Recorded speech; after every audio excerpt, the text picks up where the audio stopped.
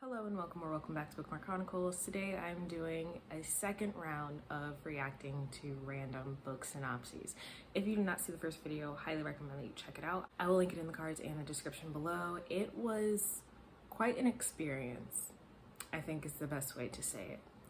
But before I get into that, I do want to unbox my January Sips by box, so we'll start with that. So this first tea is from Tea Kitten. It is an Earl Grey cream vanilla. It is a loose leaf tea that is high caffeine. Two things that I love. Plus you really can't go wrong with an Earl Grey. I've been trying to perfect London fogs. I'm working on it, but I'll figure it out eventually.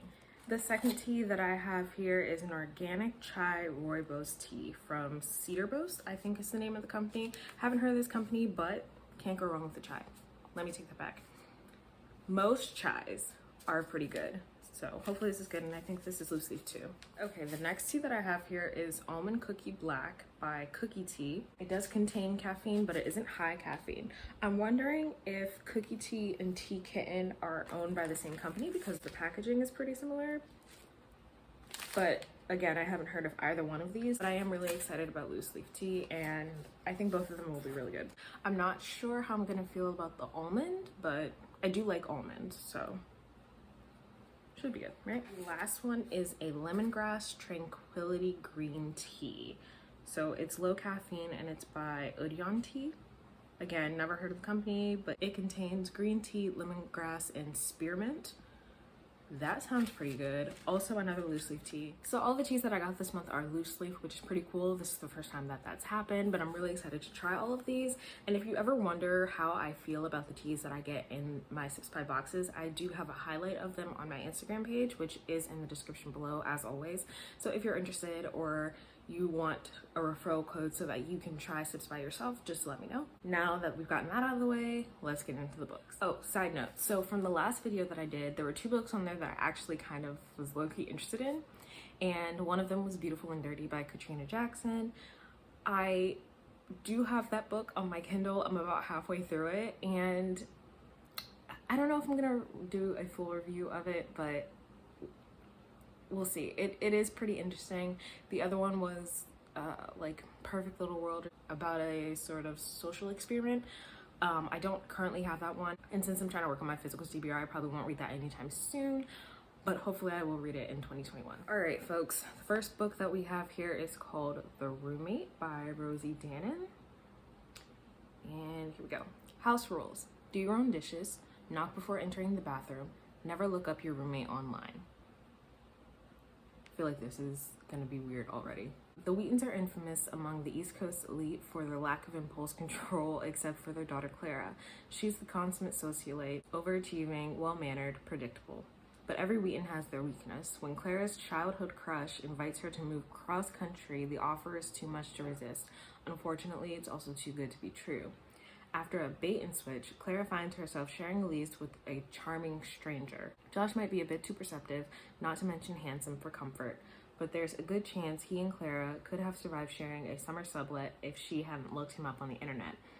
Once she learns how Josh has made a name for himself, Clara realizes living with him might make her the Wheaton's most scandalous story yet. His professional prowess inspires her to take tackling the stigma against female desire into her own hands.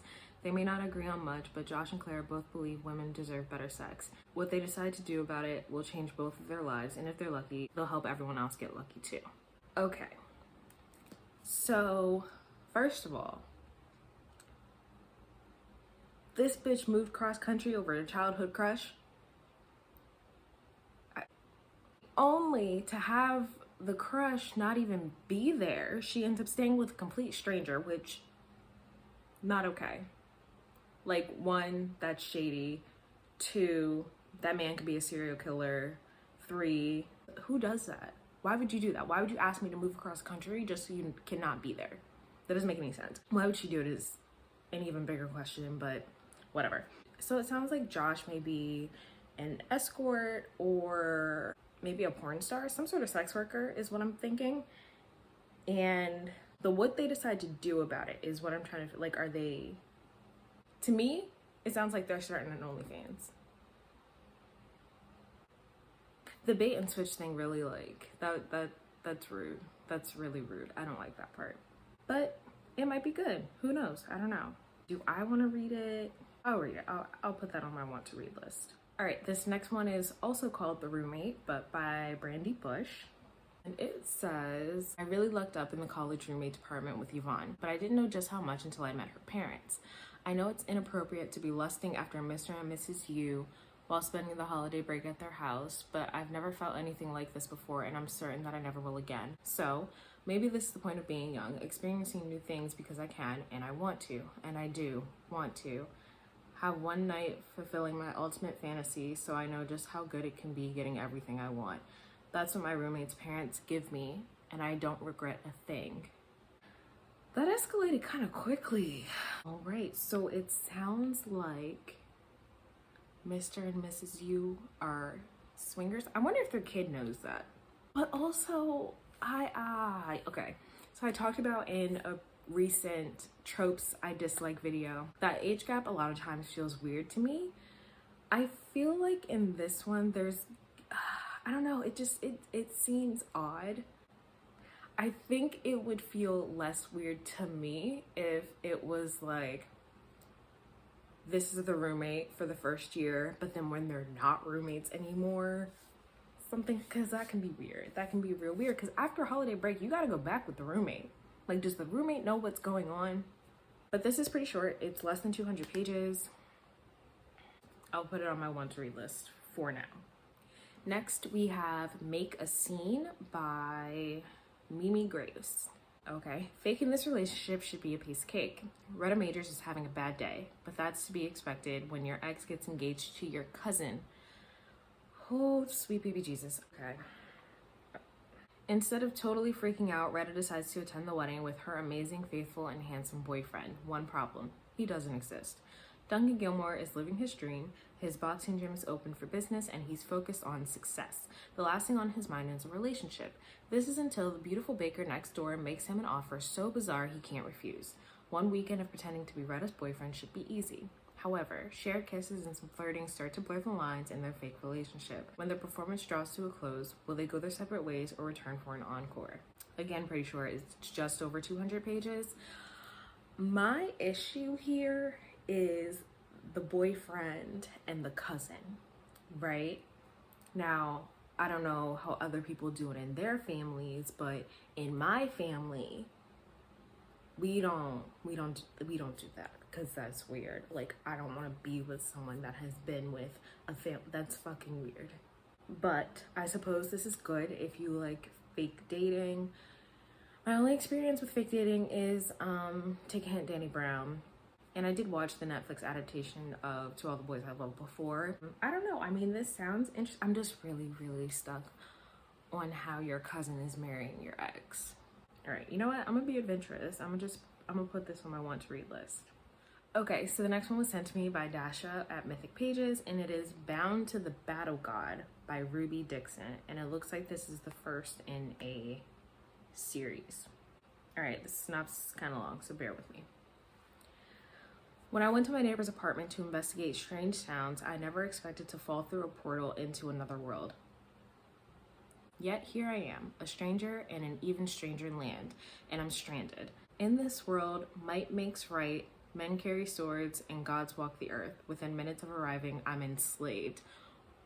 What? Fun place. How do I get home? Great question. Wish I had an answer. The one person that might be able to help me is also the one person I want to throttle most. Aaron, Lord of Storms, Butcher God of Battle, is my new companion, or rather, I'm his.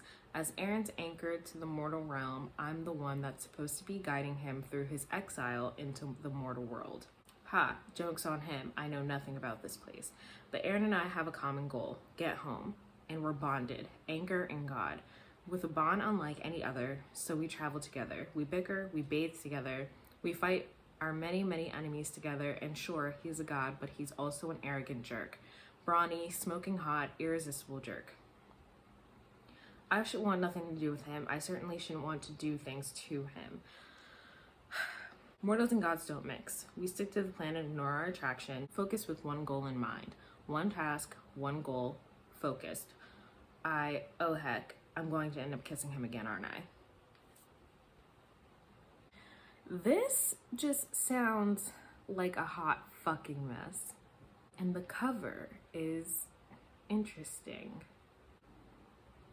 I don't even know what to say about this one. This bitch is just walking through portals and shit, and now you're bonded to this random god, and you're probably going to end up sleeping with him because you've already kissed him multiple times. Y'all got that one. I'm not putting that one on my list. I refuse. All right, so the last one for today, I already regret it. It is Courting the Coronavirus by Lee Taylor. I think we all remember when Kissing the Coronavirus came out. Were y'all that bored in quarantine that this is what needed to happen? Why are there more than one of these? This one says, it was her fault the virus got sent back to the 19th century in the first place. Now the only way to get close enough to destroy it again is to court it. The only problem with that, she might be falling for it. Joan was never supposed to be working in a virus lab to begin with, so when she accidentally sends the virus hurtling through space and time, it's up to her to get it back. Finding the virus in the past isn't going to be the hard part. However, it's getting close to it without getting too close. Courting the Coronavirus is a short, steamy erotica with a viral twist. So not only are y'all out here making pandemic erotica, this person had to turn it into a historical romance too. You know what? Y'all got it. Y'all got it. I will not be putting this on my want to read list. Nope, not gonna do it. It does sound entertaining though, in a very weird way. But those are all of the books that I have for today. Let me know if by some chance you have read any of these, or if for some reason they sound interesting to you. If you happen to stumble upon a book synopsis that you would like me to react to, feel free to send it to me. Otherwise, that's all I have for you today, and I'll see you in the next video.